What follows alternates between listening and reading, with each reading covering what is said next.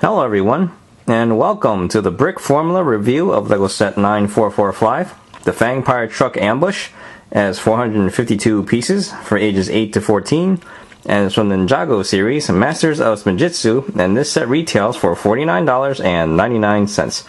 And I would like to give a shout out to Blitz L Drago 518, Little Blue, the Lord of the Acer, MM60 Black Bell, 36 AGU, JC Spartan 33, SNSD 747, Hippo Hankful, Luke Cunin 5, Brick News 123, and Saxabel 1986. They are the subscribers who had requested that I review this set, so check out their channels. I know it's a lot of them. But anyway, here's the front of the box, and it looks like the Fangpyre truck wants a little frosty. And here's the side where we see the minifigures. More on that later. And here in the back we see the playful features here. And down here we can see that you can use the rims for a spinner, which is pretty cool.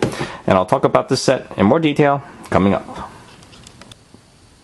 Here are the minifigures, and first up is Zane ZX, and he looks really cool. And here's what he looks like all around. Now the printing looks okay. It's just that when you compare him to the other ninjas, you'll find that he doesn't have any kind of armor printed on here, whereas everyone else does. And here's his face. Looks pretty mean. And here's what the back looks like. I do like how when you put the shoulder pads on there, you can still see the elemental emblem right through the middle there. I think that's really cool. And next we have JZX. And this time around he has the shoulder pads, which is good. I think the ladies will finally think that he looks taller. And he has a gray arm over there. Really cool. He only has one sword. And there's the back. Here's his face, where he's missing part of his eyebrow over there. And just to get a closer look, there you go. Next we have Fangdom. I believe that's how you pronounce his name, because up to now in the series you don't really hear much about these characters. To me, this is just a generic driver for the Fangpyre truck that you see back there. And here he is up front. We see the snake scales there. Now what's really odd about him is that he has like this white printing over here, but this is the head that goes with this body because that's how they have it in the instruction book, and it's black over here. On the other one it's actually white, so I don't know why they did that. It doesn't really match. And just to show you guys, there is a difference with the eyes there. On the right head, on the left side there, this eye is a little bit bigger, and this one's a little more sinister looking. I think this one should go on that one, but oh well. And finally we have Fangtum, the general of the Fangpyre. And here he is. You can tell he's a leader because of his tail here. And here's his back printing, where it's a mixture of white and black. And there we go. And here's his staff. For those of you who have been wondering what happened to Zane's vehicle, you get it in this set, and it's a snowmobile. Well, it looks cool. However, I do feel a little sorry for Zane. I mean, think about it. He's been getting the short end of the stick. First he had the smallest dragon, then he has the smallest golden weapons, and now he's got the smallest vehicle, and it doesn't even convert either. I mean, what's up with that, right? But anyway, let's take a closer look. Here it is from the top, and it does look pretty cool. I do like how they added these elements over here. It's really nice looking. There's the bottom, and there's the back, and here's the side. You might recognize this part right here from the AT-AT Walker legs, only you're missing the other half. And most of this is actually movable. I mean, this can move up and down even though it's not supposed to. Same thing with that. And this part right here, it's pretty loose there.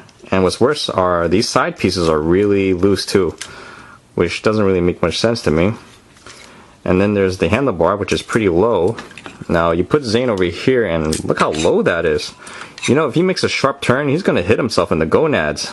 And that's not very good. It's going to sound like Mickey Mouse when he's done with this. So I don't know.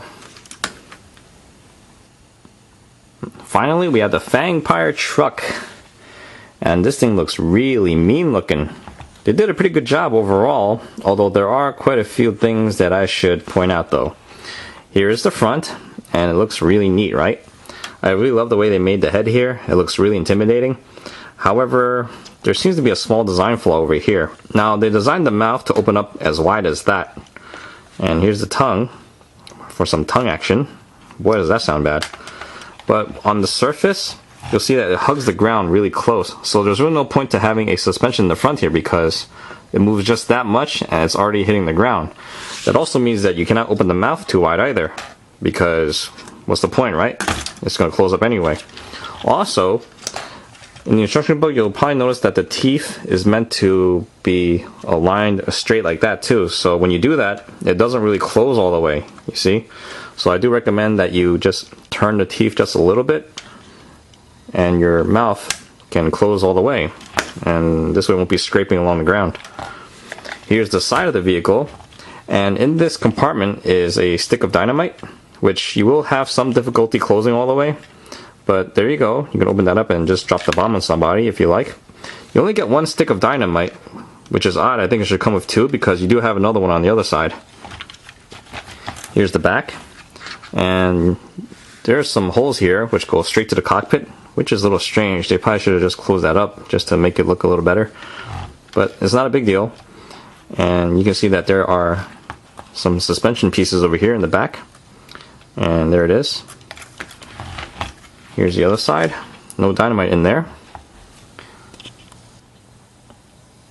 Now we'll take a look at the top here, and we'll start with the tail. Now this part right here is a clicky swivel. So there it is. And this part can move pretty loosely. And you just hold this knob and it'll swing the tail all the way to the front like that. And you can do the same for the other side. And it looks like fun, although you will have some difficulty hitting things in the front. Take for example Zane's snowmobile. Right, even if you have it like up there, up to his tongue there. Okay, it won't hit him. So that was a little disappointing. I kind of wish you can. That would have been a lot cooler. And next we'll take a look at the cockpit over here. This opens up. And it's really spacious inside there. In fact, when I first saw it, I thought you could fit the Fangpyre General, but you can't. Because, when you look at it, the General is actually more than 4 studs wide. And it's for that reason that you cannot squeeze them in there. But then again, I'd rather put Fandom in there anyway, because I don't know how effective you can drive with a tail. Because you do need a foot just to step on your gas and brakes. And there we go. See that? And then here is the bottom. This is where you can get a better look at the suspension. It's just 2 bars for each wheel, and that's what supports everything. I will admit that it's not very effective in the front. When you look at it closely, the wheels kind of cave in. So like I said, it seems to be like a small design flaw over there. And while we're here, I'd like to do a quick comparison to Cole's Tread Assault, because they're both pretty much the same size in length. But if you have the tail extended all the way, then obviously this is the longer one. And when it comes to the width, the Fangpyre truck is about 1 stud wider. But otherwise, it's about the same size. Okay, this is taller, but whatever. And finally, here's a quick look at the stickers. You get quite a bit. These two here are for the snowmobile, for the front there.